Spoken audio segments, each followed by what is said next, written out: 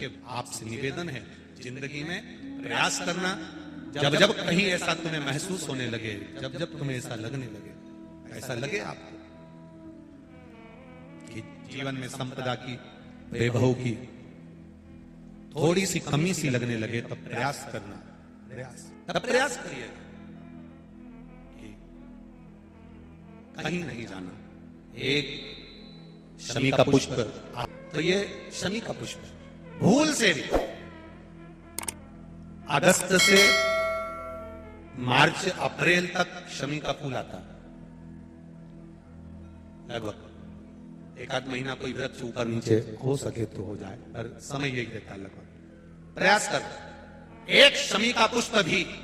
अगर भूल से भी देवाधिदेव महादेव को समर्पित हो जाता, शंकर भगवान को भूल वश भी चढ़ जाता, तो व्यक्ति खड्डे में नहीं गिरता, अगर गिर भी गया तो उबर कर वापस बाहर आ जाता है।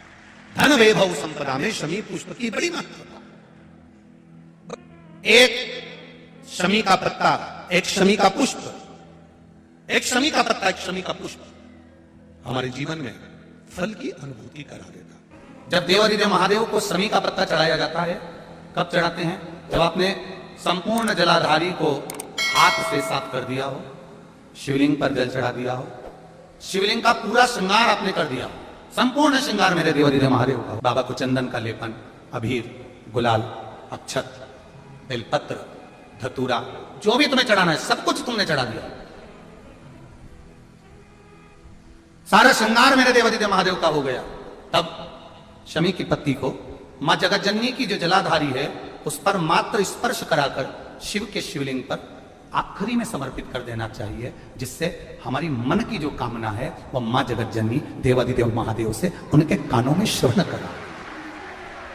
शमी पत्र का एक बात और स्मरण में रहे, शमी पत्र की बहुत एक बात और अपने स्मरण में लीजिएगा। शमी पत्र जैसे शिवलिंग,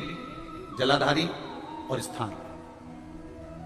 जब बहुत ज्यादा मात्रा में दरिद्रता होती है, बहुत ज्यादा मात्रा में बहुत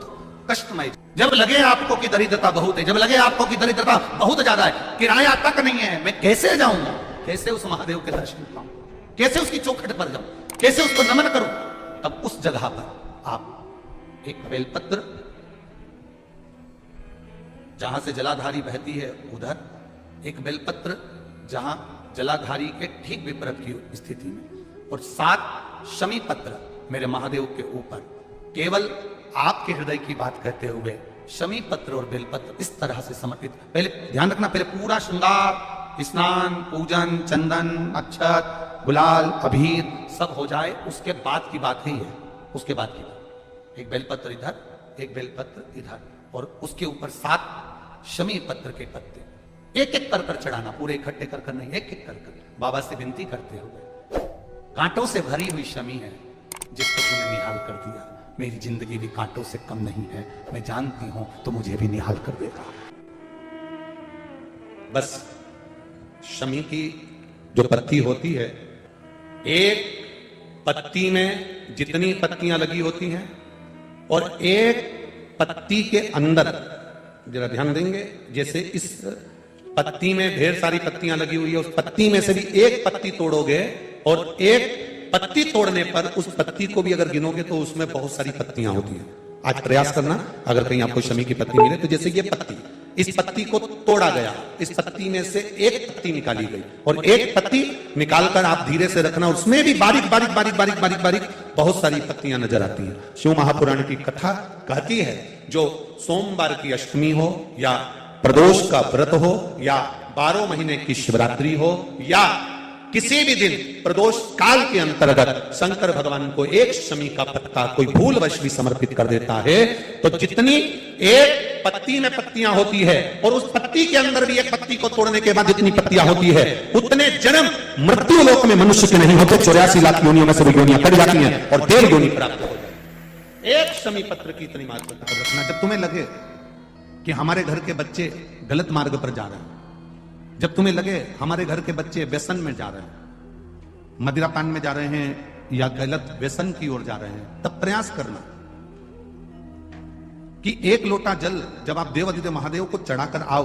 तो उस जल में से जब शिव जी को जल चढ़ाओ और उसमें जल चढ़ाने के बाद में थोड़ा सा जल जब आप झेल कर लेकर आओ तो प्रयास करना वो जल, जो व्यक्ति गलत मार्ग पर जा रहा है, जो व्यसन की ओर जा रहा है, जो गलत मार्ग की ओर जा रहा है, शिव जी पे चढ़ा हुआ जल उस व्यक्ति को जरूर पिलाने का प्रयास करना, तो वो मार्ग वापिस गलत छोड़कर अच्छे मार्ग की ओर आ जाए।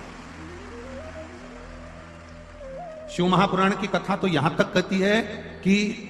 शंकर भगवान पर चढ़ा हुआ मात्र जल,